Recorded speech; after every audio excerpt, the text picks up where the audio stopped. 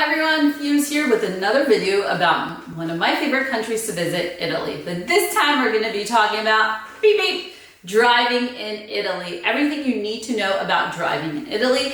We've done it 4 times. By we, I really mean my husband, because I am not going to drive there, and I'll tell you why. First of all, if you don't know me, my name is Fuse, but everyone calls me Fuse, and I'm slightly obsessed with Italy. I've been to Italy 9 times. It is the #1 country that I cover. Now, let's chat about all things driving in Italy. First and foremost, you're going to need this right here. This is the International Driving Permit. And this also is valid for all of Europe, so if you're going to be planning to visiting more than one country, you're going to need this. We are AAA members, so for us, this is $20. So you basically go there and say you need this, and they get your license. You do have to have a photo.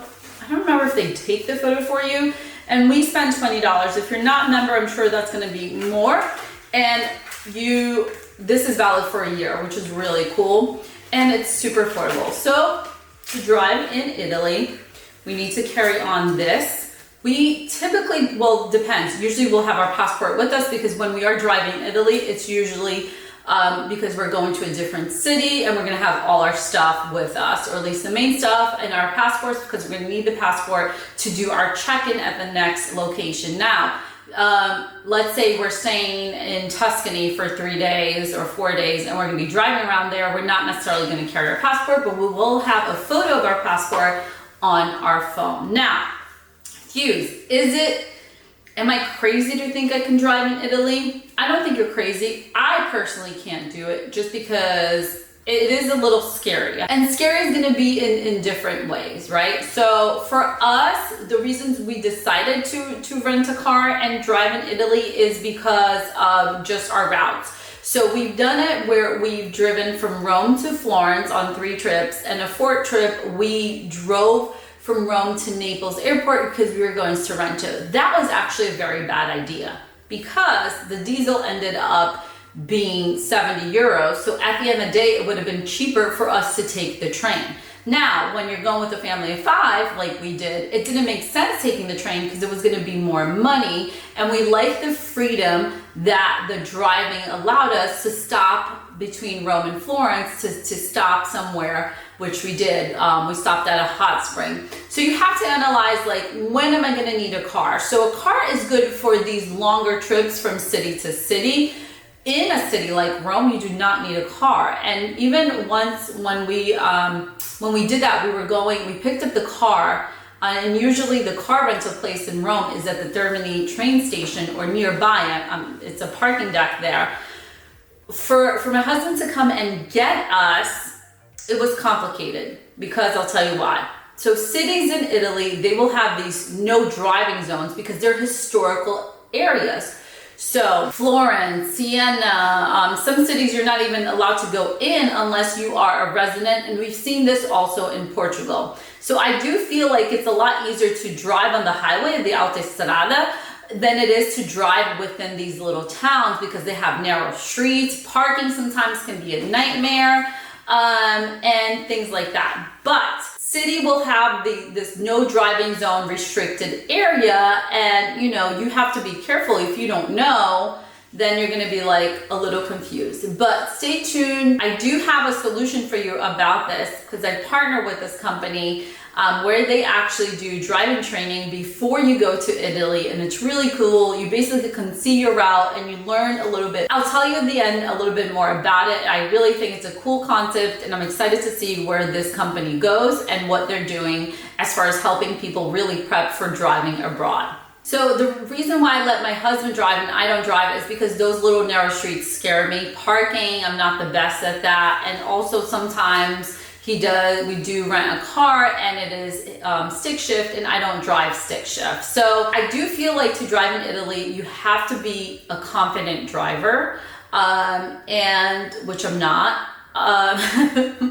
Well, not enough to drive in Italy, but I do think it's doable. I have seen women do it. Traveling Terry does it all the time. For some people, it's like this empowering thing, and it does give you the freedom, right? So keep in mind, wherever you're going, always ask your host. There's a hack. Ask your host, number one, about parking, because sometimes there'll be paid parking. So you need to keep that in mind because you don't want a fine. And if you do get a fine, the car rental company will send it to you later when you get back to the States, because that has happened to us. So you want to ask your host about parking, and they'll tell you, oh, you can't park or near us because this is a no driving zone, it's restricted zone, it's city center, it's, you know, citizens only. So what I'm trying to say is you need to understand the difference between going from like a 2-hour, 3-hour drive from city to city versus driving within a smaller city. And driving within the smaller city, I think, is where people can get into trouble or not know what they're doing. So you want to be very careful. The next thing is renting a car in Italy. Now, I usually rented by Expedia, and I do like the company Sixt. I think it's Sixt that it's called. The thing about renting a car in Europe overall, they usually require a large deposit. Keep that in mind, whatever credit card you're using. And sometimes the tolls will be included. They'll have a little machine for tolls, or you'll pay later, which has happened to us. Or there's toll booths that actually take credit cards. So in the autostrada, the toll booth did take a credit card when we traveled to Florence, so that was really good. But I do recommend you have some cash on you just in case. So tolls are pretty simple to understand, to figure out when you're going from, you know, a larger distance. As I said, I just think it gets more complicated when you're driving within the little cities and where you need to park. So always look that up ahead of time. Do not leave that last minute to try and figure it out. So we talked about what is needed, number one. We talked about the difference between driving within the little city, within the city, and driving on the highway. I feel like driving on the highway is really easy. You also get a lot of those big pit stops, which have wonderful food. Like Italy is just very impressive. Like you can find good pasta at a gas station. It's just so crazy to me.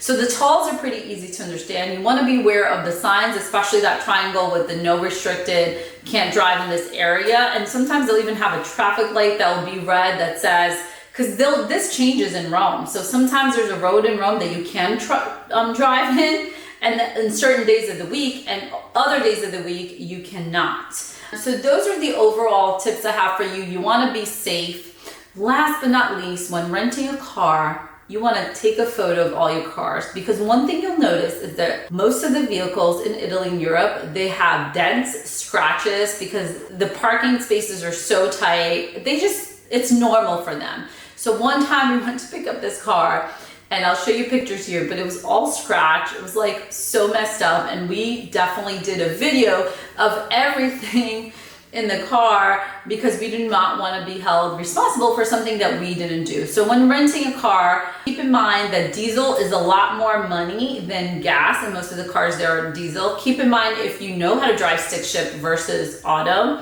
Also keep in mind that the car should be big enough for your luggage. Now I have a little video here so you can see we kind of ran into a little bit of trouble when we rented a car in Lisbon. And we were going to Spain, where it almost didn't fit all our luggage. That's very important. Sometimes I will ask the car rental company when we're checking in that the car is big enough for the luggage, because the cars there are really small. You also want, again, to really check the whole car, take videos, take photos, so you're not responsible for anything that you didn't do. Keep in mind that if there's something in total you didn't pay or a fine, it will be charged later. You'll get it via email, and you do need to pay that. Definitely, that's something you just can't ignore and, you know, leave that hanging. Overall, the autostrada is a great highway to drive. I think that's pretty easy to drive. You do also want to be careful in places like southern Italy. That is a little insane. All the curves.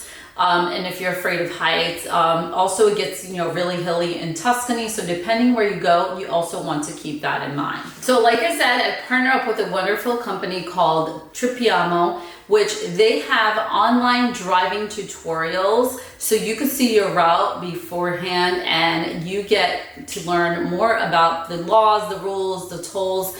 And overall, I think you're going to be a lot more comfortable if you do this tutorial before you go. So I do have a discount below, and check out their link.